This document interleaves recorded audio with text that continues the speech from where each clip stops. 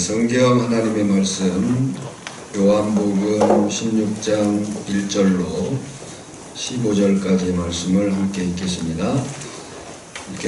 내가 이것을 너희에게 이르면 너희로 실족하지 않게 하려 함이니 사람들이 너희를 출교할 뿐 아니라 때가 이르면 무릇 너희를 죽이는 자가 생각하기를 이것이 하나님을 섬기는 일이라 하리라.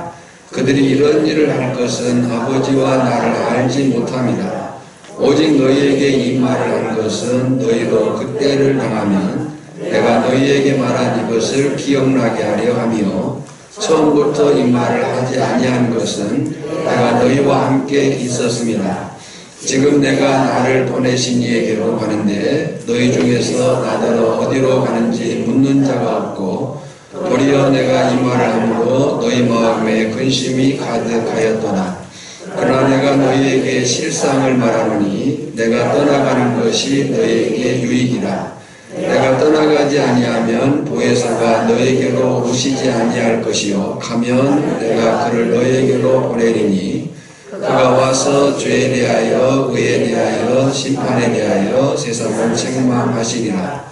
죄에 대하여라 하면 그들이 나를 믿지 아니하며 의에 대하여라 하면 내가 아버지께로 가니 너희가 다시 나를 보지 못하며 심판에 대하여라 하면 이 세상 임금이 심판을 받았습니다. 내가 아직도 너희에게 이를 것이 많으나 지금은 너희가 감당하지 못하리라. 그러나 진리의 성령이 오시면 그가 너희를 모든 진리 가운데로 인도하시리니 그가 스스로 말하지 않고 오직 들은 것을 말하며 장래일을 너희에게 알리시리라. 그가 내 영광을 나타내리니 내 것을 가지고 너희에게 알리시겠습니다. 무릇 아버지께 있는 것은 다 내 것이라. 그러므로 내가 말하기를 그가 내 것을 가지고 너희에게 알리시리라 하였노라. 아멘. 모든 성경은 성령의 감동으로 기록된 하나님의 말씀인 것을 믿습니다. 아멘. 지난주 성경에 나타난 세상, 에레츠 코스모스라고 하는 그 의미를 세 가지로 정리했습니다. 첫째는 우주, 인류 등을 포함한 창조 세계, 그에 대한 문화 명령을 우리는 부여받은 사명자들입니다. 그래서 우리는 자연을 잘 관리하고 또 보존해야 될 그런 사명이 있습니다. 창세기 1장 28절에 보면 하나님이 그들에게 복을 주시며 하나님이 그들에게 이르시되 생육하고 번성하여 땅에 충만하라. 땅을 정복하라. 바다의 물고기와 하늘의 새와 땅에 움직이는 모든 생물을 다스리라 하시니라. 두 번째 세상의 의미는 요한복음 3장 16절이 말하는 세상, 곧 택한 받은 백성들, 구원받을 백성들. 하나님이 세상을 이처럼 사랑하사 그랬어요. 그때 그 세상. 그래서 우리는 택한 받은 사람들을 향해서, 그가 누구인지 모르니까 모두를 향해서 부지런히 복음을 전해야 한다라고 했습니다. 세 번째는 사단 마귀의 지배 아래에 있는 사회, 악의 무리들. 야고보 4장 4절에 보면 가늠한 여인들아 세상과 벗된 것이 하나님과 원수됨을 알지 못하느냐 라고 말하는 그 세상. 요한일서 2장 15절도 이 세상이나 세상에 있는 것들을 사랑하지 말라. 누구든지 세상을 사랑하면 아버지의 사랑이 그 안에 있지 아니하니 그랬어요. 지금 예수님께서 요한복음 15장에 이어 16장에서 말씀하시는 세상은 이 세 번째입니다.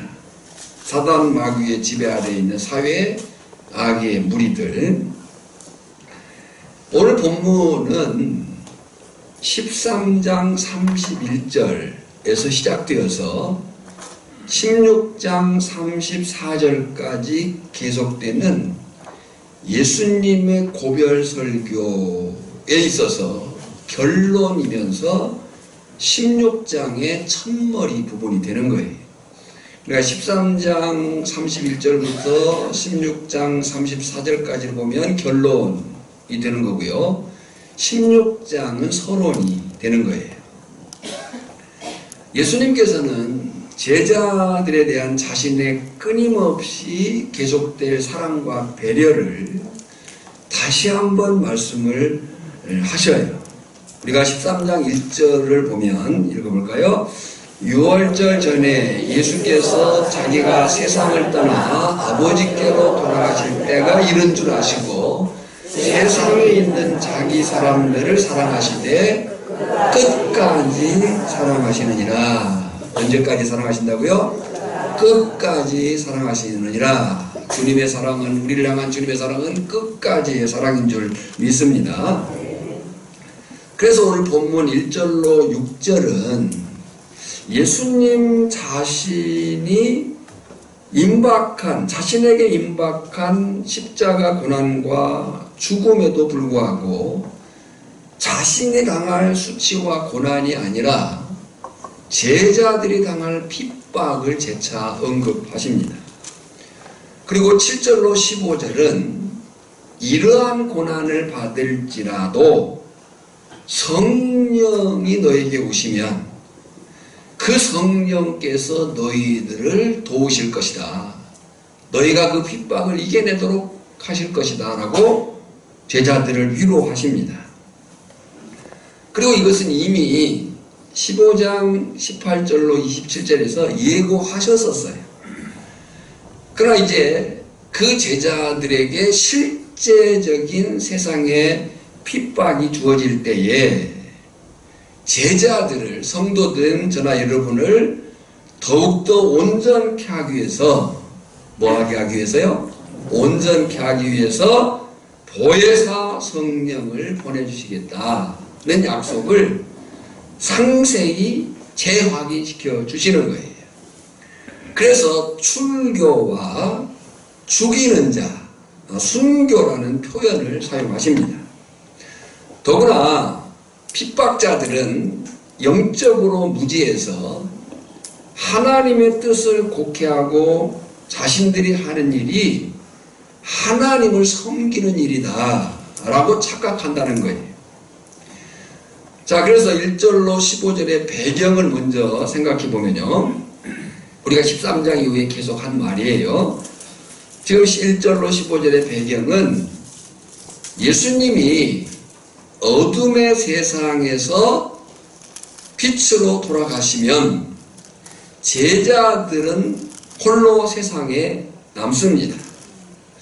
근데 그 세상에 남은 제자들에게는 세상의 증오와 겁박이 주어질 터인데 그 증오와 겁박을 이겨내려면 신적인 도움이 필요하다. 그래서 예수님이 보낼 성령이 바로 그 일을 하실 것이다. 이 어둠에 남은 그 제자들이 당할 그 증오와 겁박을 이겨내도록 누가 도우신다고요? 보혜사 성령이 도우실 것이다. 지금은 예수님이 참 빛으로 제자들과 함께 했지만 이후에는 성령님이 제자들 안에 계셔서 세상에 대해서는 검사 역할로, 제자들에 대해서는 변호사 역할로 그들을 도우실 것이다 라고 주님이 말씀을 하시는 거예요. 자, 본문 말씀으로 가보겠습니다. 먼저 1절로 4절 상반절에서 예수님은 세상의 적대감을 미리 경고하시는데 그 경고하시는 이유를 말씀을 하셔요. 1절이에요. 읽어볼까요? 내가 이것을 너희에게 이름은 너희로 실족하지 않게 하려 함이니. 내가 이것을 너희에게, 이것이 뭐예요? 어둠 가운데 남겨질 제자들이 당할 그 증오와 겁박, 환난과 핍박이에요. 이것을 너희에게 이름은 너희로 뭐하지 않게 하기 위해서요? 실족하지 않게 하기 위해서, 여기 실족한다는 것은 죄의 행위지만 여기서 말하는 의미는 예수님을 부인하는 행위를 의미해요. 그러니까 내가 너에게 미리 알려준다. 어둠의 세상이 너희를 증오하고 겁박할 것이다. 그때 너희가 예수를 부인해서는 안 된다. 내가 그것 때문에 미리 이유를 알려준다 라고 말씀을 하는 거예요. 지금 예수님의 설명에 의하면 세상은 제자들을 자기들 모임에서 출교하거나 하나님을 섬긴다고 하는 미명 아래 죽이기까지 한다는 거예요. 실제로 이 출교 행위는 예수님 생전에도 이미 행해지고 있었어요. 요한복음 9장 22절에 보면 읽어볼까요? 그 부모가 이렇게 말하는 것은 이미 유대인들이 누구든지 예수를 그리스도로 시인하는 자는 출교하기로 결의하였으므로 그들을 무서워함이로라. 그러니까 예수를 그리스도라고 고백하는 사람들을 뭐 하기로 결의했어요? 출교하기로 그랬어요. 여러분, 그 당시 출교는 오늘 우리가 생각하는 뭐 교회 안 가는 정도, 못 가는 정도, 뭐 교회 안 가면 되지, 이 정도가 아니에요.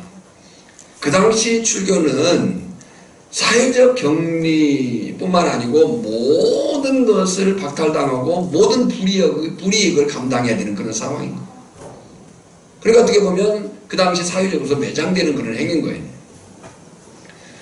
거기에 본문 2절은 유대인 제자들이 동료 유대인들에게 박해받는 상황을 염두에 두고 한 표현이에요. 2절에요. 사람들이 너희를 출교할 뿐 아니라 때가 이르면 물은 너희를 죽이는 자가 생각하기를 이것이 하나님을 섬기는 일이라 하리라 그랬어요. 그러니까 이제 박해는 더 심해지고 어떤 일까지 벌어진다는 거예요? 죽이는 일까지, 순교해야 되는 일까지 벌어지게 될 것이다. 그러면 여기서 그들이 그렇게 박해하는 이유가 뭐냐? 오늘 세상이 왜 교회를, 왜 예수 믿는 사람들을 싫어할까? 라고 할 때 오늘 본문은 두 가지 사실을 우리에게 가르쳐줘요. 첫째는 그것이 하나님을 섬기는 일이라고 여기기 때문에 마치 그것이 또 옳은 일이라고 여긴다는 거죠. 물론 너희를 죽이는 자가 생각하기를 이것이 하나님을 섬기는 일이라 하리라 그랬어요. 또 두 번째는 왜 그들이 그렇게 박해하느냐? 예수님의 정체성을 모르거나 예수님이 누군지를 모르거나 알아도 인정하지 않고 싶기 때문입니다. 3절에요. 그들이 이런 일을 한 것은 아버지와 나를 알지 못함이라. 알지 못한다고 하는 표현이 물론 모르기도 하겠지만 알고 싶어 하지 않는다는 거예요. 여러분, 이런 면에서 세상의 적대감은 예수 믿는 자로서는 피할 수 없는 숙명과 같은 거예요. 우리가 예수를 믿는다고 하는 것은 예수의 영이 우리 안에 들어온 거고 예수의 영이 우리 안에 들어왔다는 것은 달라졌다는 거예요. 그 달라짐에 대해서 세상이 근본적으로 본질적으로 싫어하게 되어 있다라고 하는 사실을 우리가 잊으면 안 돼요. 그렇다면 제자들이 우리가 실족하지 않기 위해서 예수님이 이것을 일러줬는데 실족하지 않으려면, 믿음에서 떨어지지 않으려면 어떻게 해야 되느냐? 몇 가지 원리를 기억하고 있어야 됩니다. 여러분, 이 원리는 저나 여러분에게 있어서도 동일합니다. 우리가 믿음에서 떨어지지 않으려면 알아야 될 원리가 있어요. 첫째, 그런 어려움을 피할 수 없다는 것을 인식하고 있어야 된다. 우리가 예수를 믿고 산다는 것은 어려움이 있을 수 있다라고 하는 이 사실을 알아라는 거예요. 4절에서 예수님이 그렇게 말씀하셨어요. 어려운 상황을 없애라고 말씀한 게 아니고 그 어려운 상황이 너에게 주어질 것이라는 것을 알고 있어라. 4절 상반절 읽어볼까요? 오직 너에게 이 말을 한 것은 너희로 그때를 당하며 내가 너희에게 말한 이것을 기억나게 하려며. 그러니까 우리가 예수님을 믿는 그 믿음 안에 살다가 그 예수님을 믿는 믿음 때문에 주어진 그런 곤란과 역경과 부딪힘이 있다고 한다면 그것을 어떻게 해야 돼요? 당연히 예수님이 그렇게 말씀하셨지. 너희가 예수를 믿고 예수님을 믿는 그 삶 가운데 있을 때는 어려움이 있다는 것을 너희가 알아라. 기억하고 있어라. 라고 하는 거예요. 두 번째 원리는요. 예수님의 기도 응답의 약속을 믿고 기도해라 하는 거예요. 그 어려움 중에 있을 때에 예수님의 도우심을 믿는 신자의 합당한 모습이 기도하는 거라 그 얘기죠. 세 번째 원리는 언약의 관계에 충실히 살아라. 언약의 관계의 삶에 충실해야 된다 하는 거예요. 우리가 15장 5절에서 본 말씀입니다. 나는 포도나무요. 같이 나는 포도나무요. 너희는 가지라. 그가 내 안에 내가 그 안에 거하면 사람이 열매를 많이 맺나니 그랬어요. 그러니까 포도나무와 가지의 관계에 가장 중요한 요인이 뭐예요? 붙어 있어야 되는 거잖아요. 그 안에 있어야 되는 거예요. 때문에 저나 여러분이 실족하지 않으려면 언약관계, 예수님과의 관계 안에 있는 삶에 충실해야 된다. 중요한 것은 이 원리들은 그냥 되는 게 아니고 우리의 노력이 필요하다는 거예요. 저나 여러분에게 이 분명한 인식이 있어야 돼요. 예수를 믿는 그 믿음의 삶에는 장애가 있을 수 있다 없다? 있을 수 있다는 거예요. 그때 주께서 우리에게 주신 약속이 뭐예요? 기도해라.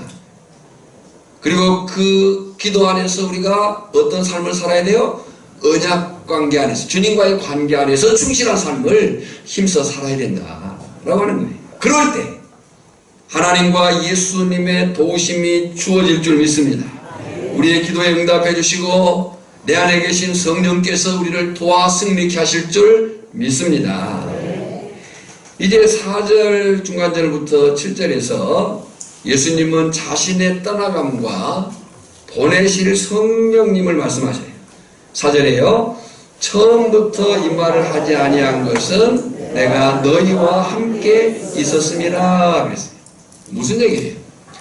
지금까지는 예수님 자신이 보혜사로서 제자들과 함께 있었어요.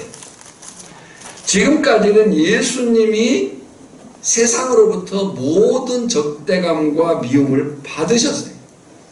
아직 제자들에게까지는 그 미움이 확장되지 않은 때예요. 그러니까 굳이 예수님께서 적대감을 강조할 필요가 지금까지는 없었다는 얘기입니다. 그런데 이제 세상이 누구를 미워하기 시작하냐면 제자들을, 우리들을 미워할 때가 올 것이다. 왜냐? 이제 예수님이 떠나가시면, 예수님이 이제 빛으로 돌아가시면 세상이 미워할 대상이 없어지잖아요. 그러면 세상은 예수님을 믿는 자들을 미워할 것이다 라는 거예요. 요한복음 15장 18절로 19절입니다. 세상이 너희를 미워하면 너희보다 먼저 나를 미워한 줄을 알라. 너희가 세상에 속하였으면 세상이 자기의 것을 사랑할 것이나 너희는 세상에 속한 자가 아니요 도리어 내가 너희를 세상에서 택하였기 때문에 세상이 너희를 미워하느니라 그랬어요. 여러분 이것이 세상과 예수님, 세상과 예수 믿는 사람들과의 관계예요. 불가분의 관계, 어쩔 수 없는 관계랍니다. 그래서 세상은 아무 이유 없이 예수님을, 예수 믿는 사람들을 싫어해요. 그럴 수 있다는 거죠. 지난주에도 말씀드렸지만 우리가 안 믿는 사람들과 더불어서 일반의 삶을 사는 데는 지장이 없어요. 함께 얘기하고 함께 일하고 뭐 함께 어떤 것들을 주고받고 하는 그런 일들을 하는 데서 뭐 어려움이 없을 수 있습니다. 그러나 이제 그 삶 가운데서 예수님의 이름이, 예수님이 명하신 그 삶의 요구들이 주어진다고 할 때에는 부딪혀야 안 부딪혀요? 부딪히는 거죠. 그럴 수 있다는 거예요. 그런 가운데서도 제자들은 예수님이 당할, 지금 예수님은 자기가 당할 그 십자가의 수모를 앞에 두고 있는 거잖아요. 그 수모가 얼마나 처절하고 전악한지를 주님은 아셔요. 그런 상황 속에서도 주님은 자신이 아니라 제자들을 염려하고 위로하고 있는 거예요. 너희가 그럴 때 올 것이다. 그때 너희가 낙심하지 마라. 힘을 잃지 마라. 너희가 분명히 기억하고 있어라. 너희가 기도하면 내가 응답하겠다. 아멘을 하겠다. 나 입을 꾹 다물고 있겠다.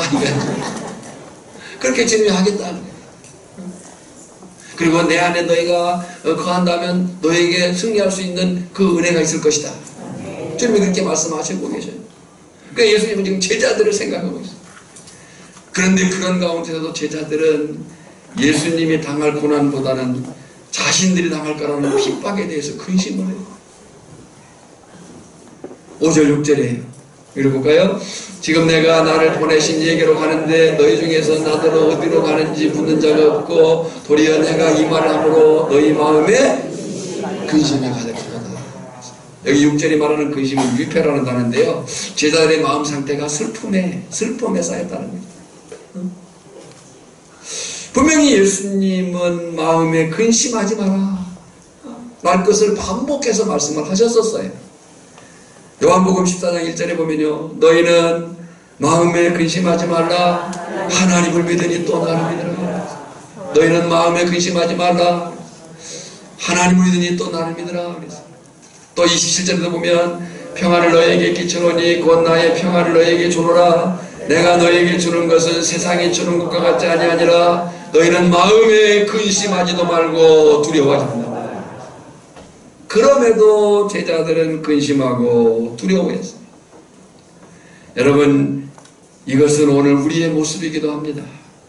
그리고 예수님 없는 인생은, 예수님을 중심에 두지 않는 인생은 근심과 두려움일 수밖에 없다는 사실이에요. 그런데요,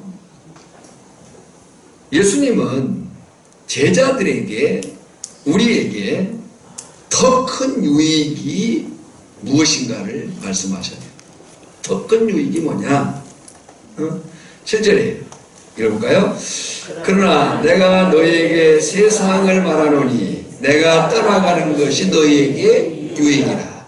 내가 떠나가지 아니하면 보혜사가 너희에게로 오시지 아니할 것이요 가면 내가 그를 너희에게로 보내리니 그랬어요. 그러니까 예수님이 더 큰 유익이 뭐냐? 예수님이 가셔야 된다는 거예요.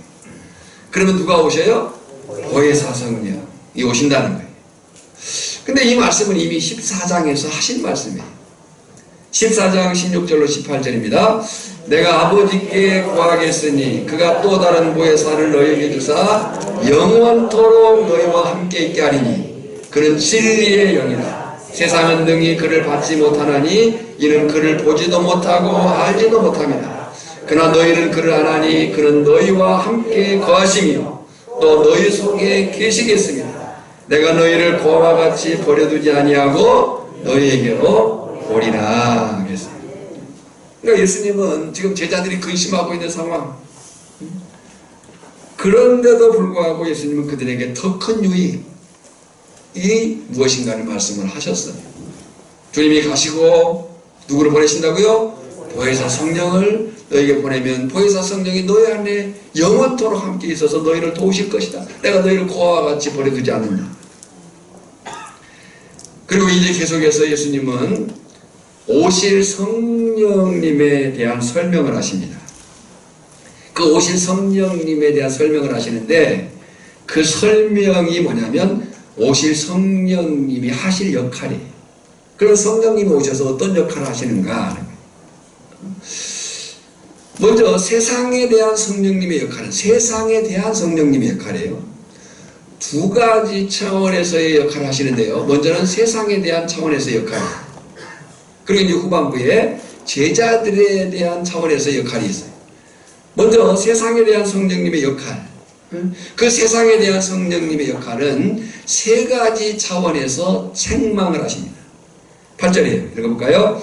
그가 와서 죄에 대하여 의에 대하여 심판에 대하여 세상을 책망하시리라. 자, 밀줄칩니다. 8절입니다. 그가 와서 죄에 대하여 의에 대하여 심판에 대하여 세상을 뭐 한다고요? 책망하시느니라. 자, 첫 번째, 세상 죄에 대해 책망하십니다. 무엇에 대해서 책망하신다고요? 세상 죄에 대해서. 그런데요, 세상에서 가장 큰 죄가 뭐냐? 여러분, 세상에서 가장 큰 죄가 뭐예요? 예수 안 믿는 거예요. 세상에서 가장 큰 죄가 뭐냐? 예수님을 믿지 않는 거예요. 그것 때문에 정죄를 당하는 거예요. 요한복음 14장 23절 4절에 보면 큰 소리로 읽습니다. 예수께서 대답하여 이르시되 사람이 나를 사랑하면 내 말을 지키리니 내 아버지께서 그를 사랑하실 것이요 우리가 그에게 가서 거처를 그와 함께 하리라. 나를 사랑하지 아니하는 자는 내 말을 지키지 아니하나니 너희가 듣는 말은 내 말이 아니요 나를 보내신 아버지의 말씀이니라. 그러니까 인간의 가장 큰 죄가 뭐냐 라고 할 때 하나님을, 예수님을 믿지 않는. 그러니까 죄라고 하는 그 본질이 뭐냐라고 할 때 하나님을 떠난 거거든요. 그 하나님을 떠남으로 벌어진 이제 자범죄들이 있는 거예요. 그러니까 가장 큰 죄가 뭐냐? 하나님을 떠난, 하나님을, 예수님을 믿지 않는 것이 가장 큰 죄다. 종종에 우리가 전도하다 보면 내가 무슨 죄를 졌다고 라고 말하는 사람들이 있을 수 있어요. 그에 대해서 성경은 뭐가 가장 큰 죄라고요? 하나님을, 예수님을 믿지 않는 것이 가장 큰 죄다. 본문 9절도 그렇게 얘기하잖아요. 죄에 대하여라 함은 그들이 나를 믿지 아니하며. 두 번째, 세상에 대한 이 성령님의 역할은 의에 대해서 책망을 하십니다. 의에 대하여라 함은 그랬어요. 의에 대하여라 함은. 근데 이 의라는 단어의 이해가 필요해요. 의는 우리가 디카요 슈네란 말인데요, 바울이 많이 사용한 단어예요. 바울이 의에 대해서 많이 얘기를 하는데 구분을 해보면 이런 구분을 할 수가 있겠습니다. 의로움, 정의. 자, 의로움은 무엇을 의미하느냐라고 할 때 신적인 의, 정의는 사회 정의. 근데 예수님은 의에 대해서 책망, 심판하시는데 둘 다 책망하세요. 하나님 앞에서의 의나 또한 우리의 삶 속에서의 의에 대해서 책망하신다. 그러나 이제 중요한 것은 여기서 우리가 새겨야 할 것은 사회적, 도덕적 의를 심판하기 위해서는 진짜 의, 진정한 의, 곧 신적인 의가 중요해요. 여러분, 사회정의구현 많이 들어본 말이죠? 사회정의구현이란 단어가 써있는 대표적인 장소가 어디예요? 경찰서 앞입니다. 경찰서 앞에 가면 사회정의구현이 써있어요. 그러면 그 경찰서에 써있는, 물론 경찰이 다 그렇다는 건 아니에요. 경찰서 앞에 사회정의구현이라는 써있는데 경찰이 정말 옳습니까? 경찰들이 정말 의를 행합니까? 그럴 수 없는 거죠. 물론 사회적인 어떤 정의들을 부르짖는 사람도 있어요. 그러나 그 부르짖는 사람이 진짜 의를 행하는 경우는 없다는 거죠. 그러니까 여기 의에 대하여 예수님은 의로움, 신적인 의, 하나님 앞에서 의든 사회정의든 심판하셔요. 근데 그 심판을 행하시기 위해서는 예수님 자신이 의이셔야 되는 거예요. 그래서 그 다음 말씀이 뭐냐면 내가 아버지께로 가니 너희가 다시 나를 보지 못하는, 이게 너무 난해한 구절이긴 합니다. 근데 이 말씀을 주석가들이 이렇게 이제 해석을 했어요. 내가 아버지께로 가니 너희가 다시 나를 보지 못하며, 이 말은 누가 정말 온전히 의로우신 하나님 앞에 갈 수 있느냐? 누구만이 갈 수 있어요? 의로운 자만이 갈 수 있는 거예요. 결국 성령님의 의에 대한 심판은 세상 허위적인 의에 대해서 엄중히 책망하시고 예수님으로 인해 완성된 진정한 의의를 드러내는 것이다. 여러분, 하나님의 나라는 의의 나라인 줄 믿습니다. 그러니까 그 성령이 오시면 뭐에 대해서? 의에 대해서. 하나님 앞에서의 의뿐만 아니라 우리의 삶에 있어서의 그 의를 책망하신다. 심판하신다. 그러니까 오늘 저나 여러분은요, 하나님 앞에서 진실해야 되지만 삶의 상황, 사람들 앞에서도 신실해야 됩니다. 그에 대해서 성령이 책망하신다. 나는 하나님만 믿으면 되지. 아니, 성령의 책망하심은 하나님 앞에서의 삶도 문제지만 사람들과의 관계 속에서의 삶도 다루신다. 사실을 우리가 잊으면 안 되는 거예요. 하나님 앞에서 진실하고 사람들 앞에서 신실한 삶의 저나 여러분의 있기를 소망합니다. 세 번째 성령의 역할은 세상 임금에 대한 심판이에요. 이것은 하나님을 대적한 사단 마귀에 대한 심판이에요. 11절이에요. 심판에 대하여라 함은 이 세상 임금이 심판을 받았음이라 그랬어요. 여러분, 십자가는요, 어둠과의 충돌이에요. 또 예수님의 죽으심은 죄와 죽음의 문제를 해결하는 하나님의 방법이에요.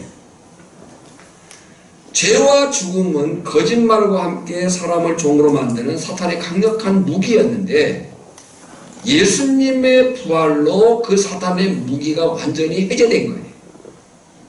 히브리서 2장 14절입니다. 읽겠습니다. 자녀들은 혈과 육에 속하였음에 그도 또한 같은 모양으로 혈과 육을 함께 지니심은 죽음을 통하여 죽음의 세력을 잡은 자 곧 마귀를 멸하시며. 그러니까 십자가는 어둠과의 충돌이에요. 예수님의 죽음은 죄와 죽음의 문제를 해결하기 위한 하나님의 방법이에요. 죄와 죽음은 거짓말과 함께 사람을 종으로 만든 사탄의 강력한 무기였는데 예수님이 죽으시고 부활하시고 그 사탄의 무기가 깨져버린 거예요. 요한일서 3장 8절이에요. 죄를 짓는 자는 마귀에게 속한, 죄를 짓는 자가 누구에게 속했다고요? 여러분, 죄를 지으면 마귀에게 속하게 됩니다. 마귀의 종이 되는 거예요. 죄를 짓는 자는 마귀에 속하는. 그 다음, 마귀는 처음부터 범죄함이라 하나님의 아들이 나타나신 것은 마귀의 일을 멸하리 하십니다.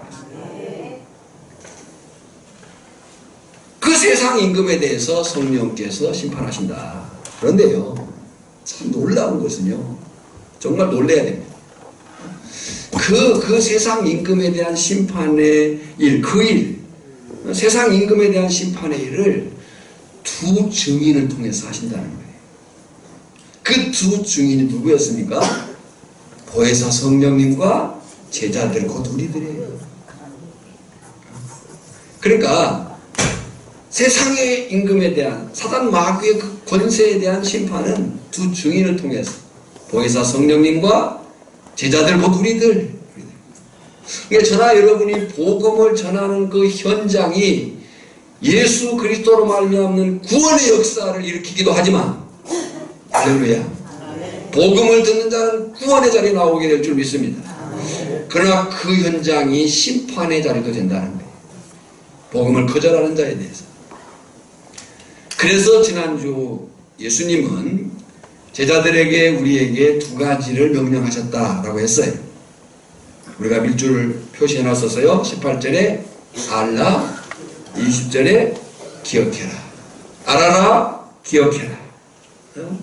그것이 어둠의 세상 속에서 참빛이신 예수님께로 나온 우리가 어떻게 살아야 될지에 대한 원리라고 했어요.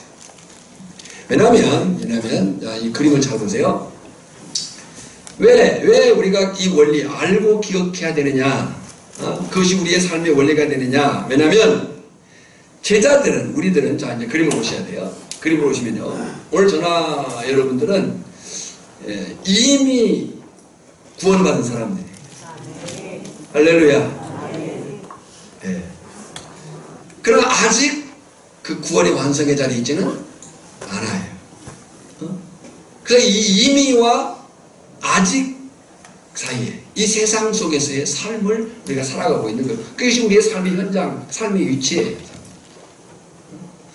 그래서 두 가지 의식을 꼭 가지라 그랬죠. 하나는 하나님 앞에서의 의식, 코람데오, 신전의식. 두 번째는 지금 여기에, 우리는 지금 여기에 살고 있는 거예요. 이미와 아직 지금 여기에, 이 세상 속에서 살아가고 있는 거예요. 이미 구원의 과정 안에 들어왔지만 아직 구원이 완성된 건 아니에요. 어둠의 세상 속에 발붙여 살고 있는 거예요. 장차 삼위 하나님과의 영원한 관계를 누릴 것이지만, 할렐루야, 저나 여러분이 장차 천국에서의 삶을 누리게 될 줄 믿습니다. 그러나 지금은 세상으로부터의 미움을 받으며 그 미움을 당하며 살 수밖에 없는 우리라고 하는 사실이에요. 그래서 중요한 것이 뭐냐? 라고 할 때, 보이는 현실이, 자, 현실. 보이는 현실이 제자들보다 크고 힘이 있어 이긴 것 같이 보이지만, 그러니까 현실은 세상 이긴 것 같이 보여요. 그러나, 우리는 무엇을 봐야 되냐면, 보이지 않는 진실은 그 결과가 누구 손에 달려있다? 하나님의 손에 달려있다는 사실을 기억해라. 그러니까 보이는 현실을 따라 사는 사람들이 아니고 이제 장차 이루어질 진실을 바라보며 사는 사람들이 예수 믿는 저나 여러분인 줄 믿습니다. 그러니까 이 현실과 진실 사이 이 현재의 세상 속에서 우리는 어려운 일을 당할 수 있다 없다? 있다는 거예요. 거기에 보혜사 성령님과 함께 제자들이 우리들이 죄에 대해서, 의에 대해서, 이 세상 임금에 대해서 심판하고 세상에 대해서 증인으로 제사장으로 서 있는 줄 믿습니다. 그러니까 저나 여러분들이 이 일을 증거해야 되는 거예요. 성령이 오시면 죄에 대해서, 의에 대해서, 세상 임금에 대해서 심판할 것이다 라고 증거를 해야 돼. 그것이 복음을 전하는 거예요. 뿐만 아니라 제사장은 뭐예요? 중보자예요. 중개자예요. 그 삶을 우리가 살아내야 되는 거예요. 공간복음을 보면 예수님이 12제자를 2명씩 짝지어 파송을 하십니다. 마태마가 누가복음에 다 기록된 사건이에요. 중요하다 그 얘기죠. 근데 그 12제자를 둘씩 짝지어서 파송하시면서 주님이 지팡이 외에는 아무것도 갖지 마라 그랬어요. 이걸 그냥 곡해하면 안 돼요. 지팡이 외에는 아무것도 갖지 마라. 그럼 아무것도 필요 없냐? 그럼 전도자나 뭐 선교사나 그럼 아무것도 없이 그냥, 그런 의미가 아니고요. 능력이 어디에 있는가를 봐라. 주님만 의지해라 라고 하는 거예요. 그때 하신 말씀이 이런 말씀이에요. 자, 읽어볼까요? 시작. 또 이르시되 어디서든지 누구의 집에 들어가거든 그곳을 떠나가기까지 거기 유하라. 어느 곳에든지 너희를 영접하지 아니하고 너희 말을 듣지도 아니하거든 거기서 나갈 때에 발 아래 먼지를 떨어버려 그들에게 증거를 삼으라 그랬어요. 발 아래 뭘 떨어요? 관계를 떨어버리라는 거예요. 이건 관계를 끊어버리라는 거죠. 여러분요, 이 능력이, 이 담대함이 제자들이, 오늘 우리가 세상에서 미움을 받을지라도 믿음을 가지고 살아야 될 그 은혜, 능력임을 믿습니다. 그러니까 그리스도인들은 세상에 주눅들어 사는 사람들이 아니에요. 사람들의 눈치 보며 사는 사람들이 아니에요. 세상에 주눅들고 사람들의 눈치를 보는 사람들이 아니고요. 하나님의 그 영광, 주여 부여하신 그 권능, 그 권세를 붙잡고 사는 사람들인 줄 믿습니다. 이 담대함이 우리에게 있어야 되는 거죠. 이제 예수님이 보내실 성령님이 오셔서 하실 역할, 하시고 계신 역할이 제자들을 향한 역할을 말씀하세요. 예수님은 성령에 대한 설명을 마무리하시면서 가르칠 것이 많지만 아직 너희가 감당할 수 없으니 여기까지만 말한다 이렇게 말씀해요. 12절이죠. 내가 아직도 너희에게 이를 것이 많으나 지금은 너희가 감당하지 못하리라 그랬어요. 그러니까 예수님이 지금 제자들이 다 설명할 수가 없어요. 그걸 누구에게 맡겨요? 이제 성령께 맡겨요. 여기까지만 내가 말하겠다. 그래서 제가 이 말씀을 준비하다가 이런 생각을 해봤어요. 혹시 설교를 잘 못 알아듣겠다고 낙심하지 마라. 전에도 말씀을 드렸지만요, 우리가 음식을 먹을 때에 요것은 탄수화물, 요것은 뭐 나트륨, 요것은 뭐 단백질 다 따져 계산하고 먹어요? 그냥 먹어요? 그냥 먹죠. 네. 그러면 그것이 우리 안에 들어가서 이제 분해돼 가지고 그 역할들을 이렇게 하게 되잖아요. 그래서 우리 피부가 이제 미역을 많이 먹어가지고 반들반들 한단 말이에요. 네. 제가 감사해요. 원래 제가 위가 좀 안 좋아서 이게 역류성이 좀 심했는데 여기 와서 사는 은혜로 사라졌어요. 그게 암일이어서 은혜라고 암일이 감사해요. 가끔 그런 생각을 해요. 그러니까 말씀을 들을 때 모를 수 있어요. 못 알아들을 수 있어요. 근데 제가 이제 확신하는 것은 말씀은 그 자체가 능력이 있어서 그 말씀을 받으면 우리 영혼이 소생한다. 무엇이 어떻게 잘 모르지만 그 말씀의 자체 능력이 그런 기쁨을. 그래서 혹시 잘 못 알아듣겠다 할 때 낙심하지 말고요, 두 가지 자세만 꼭 간직을 하세요. 자, 두 가지 자세. 첫 번째는 들으려는 마음을 가지라. 한번 따라합시다. 들으려는 마음을 가지라. 자, 눈이 껌껌한 사람들이 있어요. 네. 뭔 마음을 가지라고요? 들으려는 마음을 가져라. 우리가 아이들 학교 갈 때 정말 부모들이 당부하는 그 말이 뭐예요? 선생님 말 잘 들어라. 그래서 선생님 말 잘 들어라. 들으려는 마음. 나 모르겠어요. 포기해버리면 안 돼요. 그것이 사탄이 우리의 마음을 빼앗는 거예요. 들으려는 마음. 두 번째는 기도해라. 기도해라. 성령님 깨닫게 하옵소서.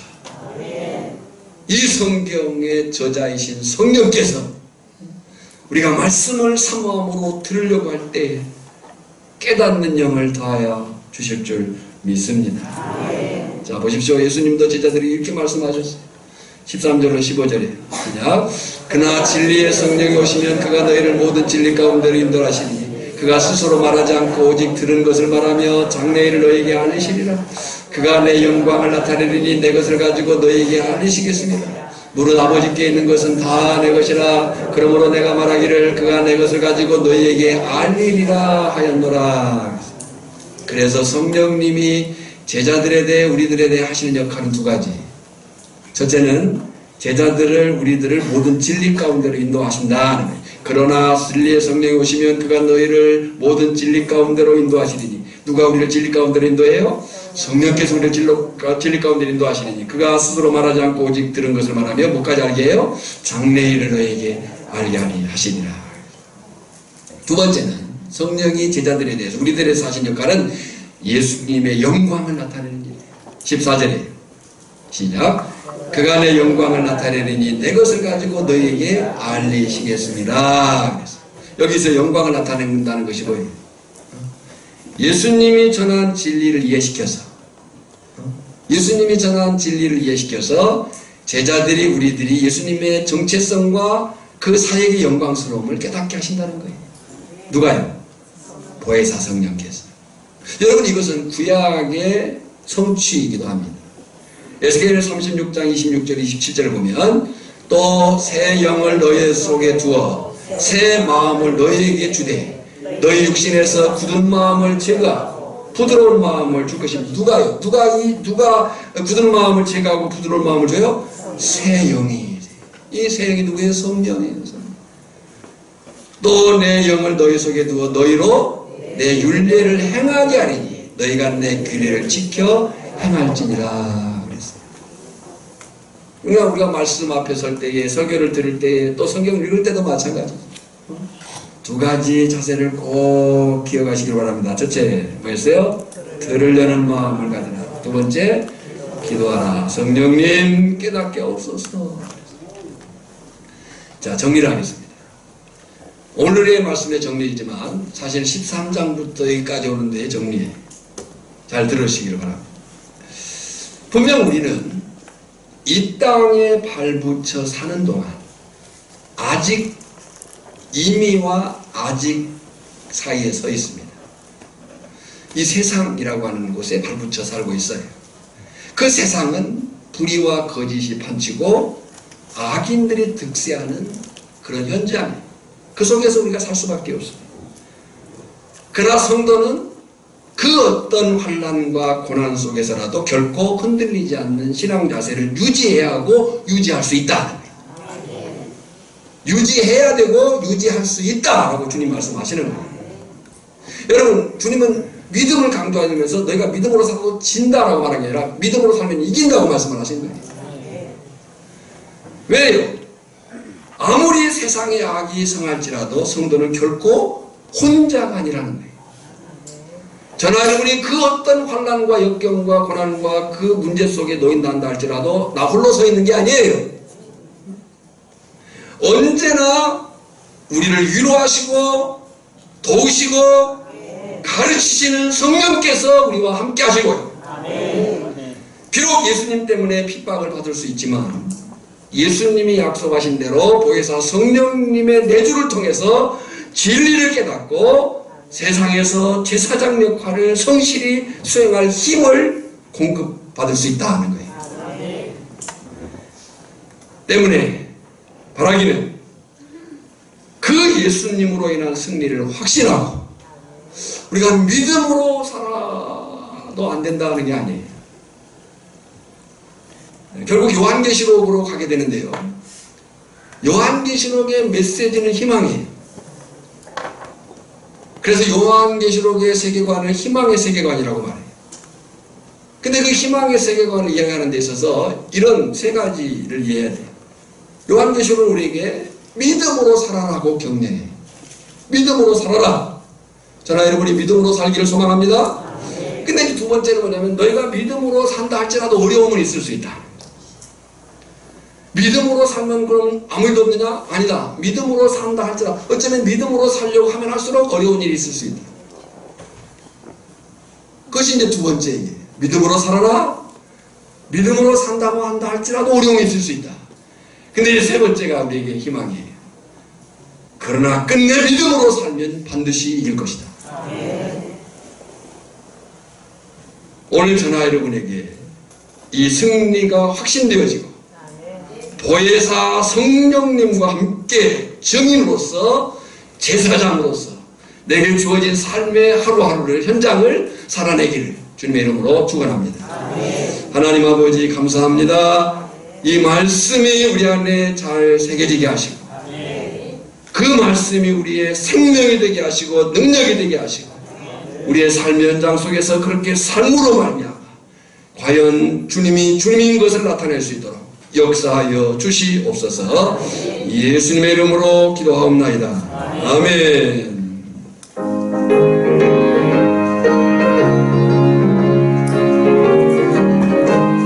박수면서 하겠습니다. 내가 매일 기쁘게 설레길 행하며 주의 발이 나를 반복하며 내가 주의 큰 복을 받는 청년 비견 주의 영이 함께함이라.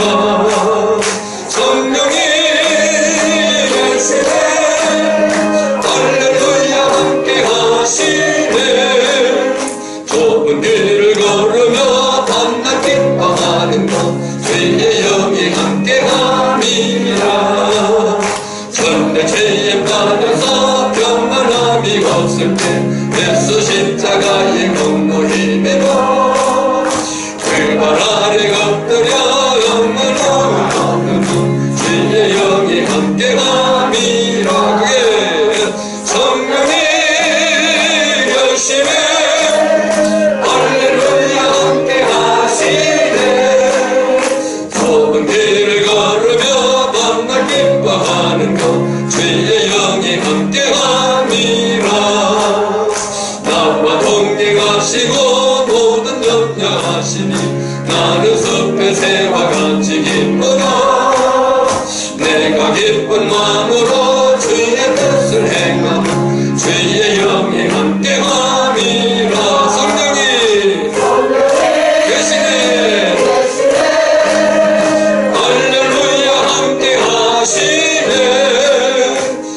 좁은 길을 걸으며 밤낮 기뻐하는 것 주의 영이 함께함이라.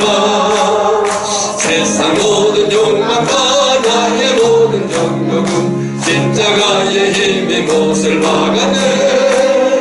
어두운 밤이 지나고 무거운 짐 벗은 주의 영이 함께함이라.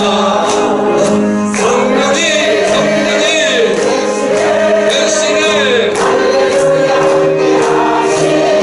아멘. 좁은 길을 걸으며 밤낮 기뻐하는 것 주의 영이 함께하니. 성령이 대신에 할렐루야 함께하시네. 좁은 길을 걸으며 밤낮 기뻐하는 것 주의 영이 함께하. 우리 여성들과 성령이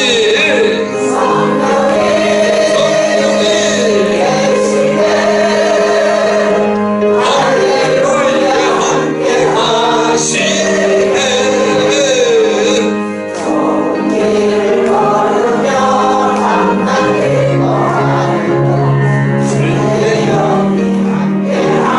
우리 남성들과 둘, 셋. 성령이 계시네. 할렐루야 함께하시네. 좁은 길을 걸으며 밤낮 기뻐하는 것 주의 영이 함께하. 다같이 한 번 더. 성령이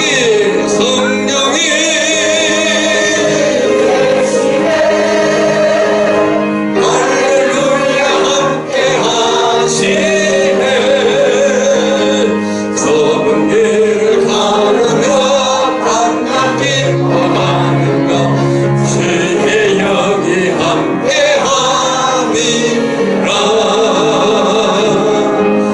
아멘. 기도하겠습니다. 이제는 우리의 구주여 주님 되신 예수 그리스도의 은혜와 성부 하나님의 크신 사랑과 깨닫게 하시고 영원토록 함께 하셔서 승리케 하시는 성령의 기름 부으심이 오늘 말씀을 들으며 그 말씀대로 살고자 다짐하며 그 삶 가운데 승리를 경험하고자 맹세하는 모든 심령들이 위해 이제로부터 영원까지 항상 함께 있을지어다. 아멘.